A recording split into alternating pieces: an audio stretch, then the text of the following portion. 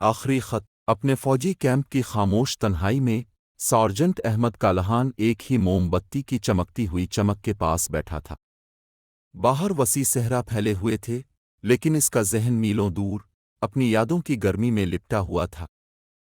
ہر رات وہ اپنی محبوبہ عائشہ کے نام ایک خط لکھتا تھا، جس کا چہرہ وہ ایک پیاری تصویر کی طرح اپنے دل میں لے جاتا تھا۔ پیاری عائشہ، اس نے ہلکے سے کانپنے والے ہاتھ سے لکھا، جیسے ہی سورج اس ویران سرزمین پر غروب ہوتا ہے، مجھے وہ غروب آفتاب یاد آ رہا ہے جو ہم نے کبھی شیئر کیے تھے۔ میں اس دن کے لیے ترس رہا ہوں جب میں تمہیں دوبارہ قریب رکھ سکوں۔ یہاں کے دن لمبے اور مشکل ہیں، لیکن ہمارے دوبارہ ملنے کا خیال مجھے جاری رکھتا ہے۔ اس نے خط کو ختم کیا، اسے احتیاط سے جوڑ کر اس کے نام کے نشان والے لفافے میں رکھ دیا۔ اس نے اسے ہر روز ایک خط لکھا جس میں ہر ایک اپنی محبت کے اظہار اور اپنے مستقبل کے خوابوں سے بھرا ہوا تھا، لیکن خط اس تک کبھی نہیں پہنچے۔ پوسٹل سروس ناقابل اعتبار تھی اور جنگ غیر متوقع تھی، اور اس کے پاس یہ جاننے کا کوئی طریقہ نہیں تھا کہ آیا اس کا کوئی پیغام کبھی آیا ہے۔ مہینوں کی لڑائی اور قربانیوں کے بعد بالآخر جنگ ختم ہوئی۔ احمد کو چھٹی مل گئی اور گھر واپس آ گیا۔ اس کا دل امید اور توقعات سے لبریز تھا۔ اس نے سب سے پہلا کام اس عجیب و غریب گھر کی طرف کیا جہاں عائشہ رہتی تھی۔ دوپہر کا وقت تھا، سنہری روشنی جانی پہچانی گلی میں پر سکون چمک رہی تھی۔ اس نے دروازے پر دستک دی، اس کی نبض تیز ہو گئی۔ ایک عورت جسے وہ نہیں پہچانتا تھا جواب دیا۔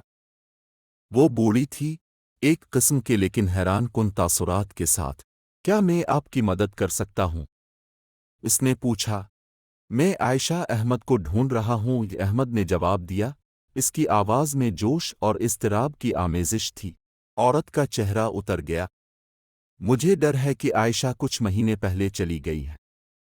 اس نے آگے بھیجنے کا پتہ نہیں چھوڑا۔ مجھے افسوس ہے، کاش میں آپ کی مدد کر سکتا۔ احمد کا دل ڈوب گیا۔ کیا تم جانتے ہو وہ کہاں گئی تھی؟ عورت نے سر ہلایا۔ نہیں، مجھے ڈر نہیں لگتا۔ وہ کافی جلدی میں چلا گیا۔ کچھ خطوط تھے جو اس نے اپنے پیچھے چھوڑے تھے۔ اس نے مجھ سے ان کا ذکر کیا۔ احمد کا سانس حلق میں اٹک گیا۔ خطوط؟ عورت نے سر ہلایا اور اندر چلی گئی، ایک چھوٹا سا ڈبہ لے کر واپس آئی۔ اس نے اسے احمد کے حوالے کیا جس نے کانپتے ہاتھوں سے اسے اٹھایا۔ اس کے اندر وہ خطوط تھے جو اس نے لکھے تھے، اچھوتے، اب بھی اسی احتیاط کے ساتھ بندھے ہوئے تھے جو اس نے بھیجتے وقت استعمال کیے تھے۔ باکس کا وزن اس کے بے ساختہ پچھتاوے کے جسمانی مظہر کی طرح محسوس ہوا۔ وہ برآمدے میں بیٹھا، پہلا خط کھولا اور پڑھنے لگا۔ ہر خط اس کی محبت، اس کی امیدوں، اس کے مستقبل کے خوابوں کا ٹائم کیپسول تھا جو کبھی پورا نہیں ہوا۔ وہ الفاظ جو کبھی اس کے لیے زندگی کی لکیر تھے، اب ماضی کے بھوتوں کی طرح محسوس ہو رہے تھے جن پر وہ کبھی دوبارہ دعویٰ نہیں کر سکتا تھا۔ جیسے جیسے اس نے خطوط پڑھے، ایک گہرا احساس پیدا ہوا۔ عائشہ آگے بڑھ چکی تھی، اس کی زندگی اس کے بغیر چلتی رہی، اور کھوئے ہوئے وقت کو ختم کرنے کا کوئی راستہ نہیں تھا۔ اس کی عقیدت کے الفاظ، اس کے وعدے، اس کے خواب، ان میں سے کوئی بھی موجودہ حقیقت کو نہیں بدل سکتا۔ اس نے اس کے ساتھ جس مستقبل کا تصور کیا تھا وہ وقت کی ریت میں تحلیل ہو چکا تھا۔ احمد وہیں بیٹھا، اپنے ماضی کی بازگشت میں گھرا، نہ بھیجے گئے خطوط کا وزن اس کے کندھوں پر بہت زیادہ دبا ہوا تھا۔ وہ اب سمجھ گیا تھا کہ جب وہ انتظار اور امید کر رہا تھا، عائشہ اپنی زندگی گزار رہی تھی، انتخاب کر رہی تھی، اپنا راستہ خود تلاش کر رہی تھی۔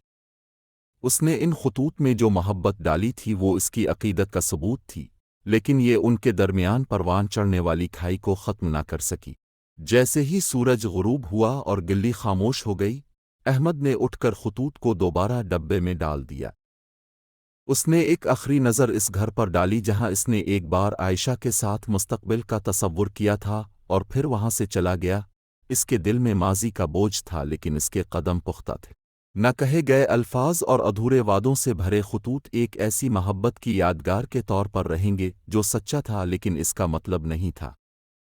احمد انہیں بوجھ کے طور پر نہیں بلکہ اپنے احساسات کی گہرائی اور زندگی کی حقیقت کی تلخ یاد دہانی کے طور پر اپنے ساتھ لے گیا جسے اب اسے گلے لگانا تھا۔